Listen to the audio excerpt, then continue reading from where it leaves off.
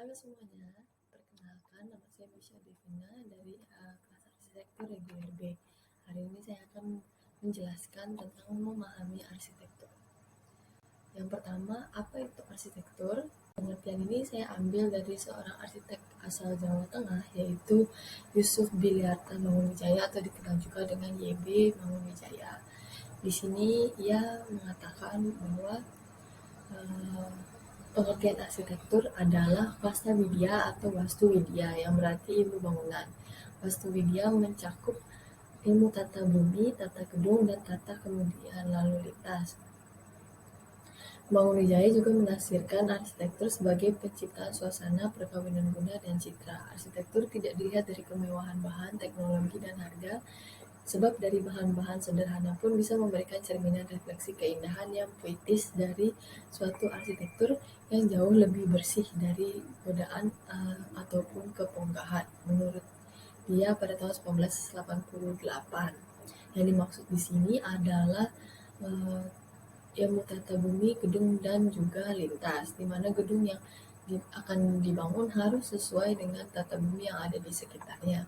Tidak hanya itu, arsitektur juga harus dibangun untuk menciptakan suasana yang nyaman bagi pemilik bangunan. Perkawinan guna dan citra yang dimaksud oleh Mangunwijaya di sini adalah jiwa dan daya dari sebuah arsitektur yang haruslah selaras dengan pemiliknya agar menciptakan sebuah kenyamanan yang maksimal bagi yang hidup dan juga beraktivitas di dalamnya. Arsitektur yang nyaman juga tidak harus menggunakan bahan-bahan yang mewah dan mahal, cukup memakai bahan-bahan sederhana dengan teknik yang mendukung. Dengan begitu, arsitektur yang estetik juga dapat dicapai. Kemudian, apa itu fungsi arsitektur? Jadi, menurut Jeffrey Broadbent, arsitektur terbagi menjadi 6 fungsi. Yang pertama adalah environmental filter atau filter lingkungan. Bangunan yang fungsional dapat mengantisipasi, mengontrol, dan beradaptasi dengan lingkungan atau cuaca di sekitarnya, di mana bangunan tersebut berperan sebagai filter antara lingkungan luar dengan aktivitas yang ada di dalam bangunan. Suasana arsitektur yang dapat memberikan suatu daya tarik bagi lingkungan sekitarnya sehingga kesannya menyatu dengan bangunan di sekelilingnya. Kemudian ada kontainer atau perwadahan. Yang dimaksud di sini adalah bangunan sebagai perwadahan adalah sebuah bangunan yang mampu mewadahi kegiatan ataupun aktivitas yang diperlukan oleh sang pemilik bangunan agar mencapai rasa aman dan nyaman. Kemudian ada cultural symbolization atau simbol budaya. Bangunan arsitektur yang bersifat sebagai simbol budaya ini di mana bangunannya dimasukkan unsur-unsur budaya daerah di mana bangunan tersebut berada. Contohnya arsitektur Bali memiliki aksen ukiran pada eksterior rumah seperti itu. Kemudian ada capital investment atau investasi. Di sini bangunan arsitektur juga dapat menjadi suatu investasi modal yang nantinya akan menjadi keuntungan. Nah, investasi modal ini terbagi menjadi dua, yaitu keuntungan profit dan juga benefit. Keuntungan profit adalah keuntungan yang dapat diukur dengan uang, seperti hotel dan restoran. Dibangun yang tujuannya adalah untuk memikat para tamu agar revenue-nya naik. Kemudian ada keuntungan benefit. Di sini keuntungannya tidak dapat diukur oleh materi, tetapi diukur adanya peningkatan kualitas hidup seperti rumah sakit yang dibangun untuk mengobati masyarakat di sekitar, meningkatkan kualitas kesehatan masyarakat sekitar. Kemudian ada behavior modifier atau pengaruh perilaku.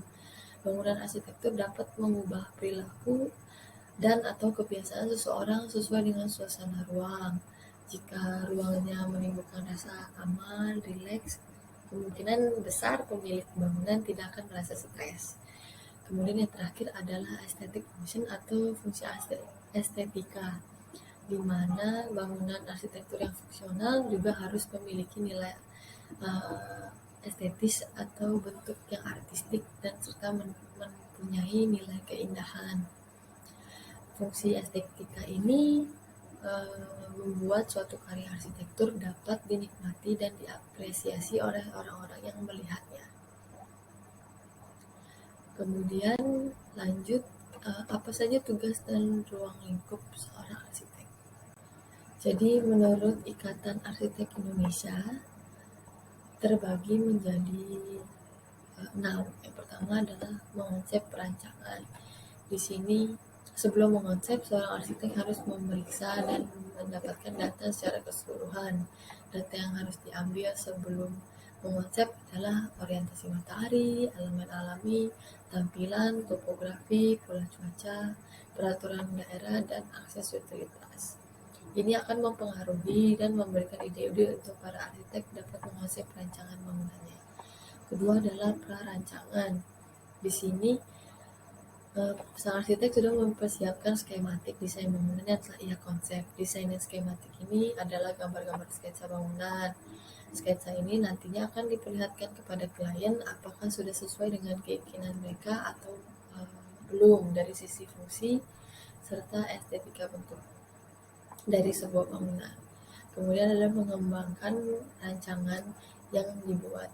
Setelah itu, arsitek akan melanjutkan gambar tersebut ke arah yang lebih detail dari sistem konstruksi, pemilihan bahan, dan memperkirakan anggaran yang diperlukan. Setelah itu, membuat gambar kerja. Gambar yang sudah tahap perancangan akan digambarkan lebih detail sesuai dengan urutan yang teknis yang berdetail, seperti site plan, layout plan, denah, tampak, potongan, dan perspektif. Yang kelima adalah pengadaan pelaksanaan konstruksi. Dari hasil tersebut, hasil gambar kerja tersebut akan dimasukkan ke dalam daftar volume dan RAB. Yang terakhir adalah pengawasan berkala. Jadi setelah membuat konsep dan rancangan tersebut, bangunan pasti akan dikonstruksi dan Pak arsitek juga harus datang mengontrol bangunan yang dibuatnya agar sesuai dengan apa yang dia gambar. Terima kasih sudah mendengarkan presentasi dari saya. Semoga berguna. Dan jika Anda memiliki pertanyaan, jangan ragu untuk menulisnya di kolom komentar. Jangan lupa like dan juga subscribe. Terima kasih.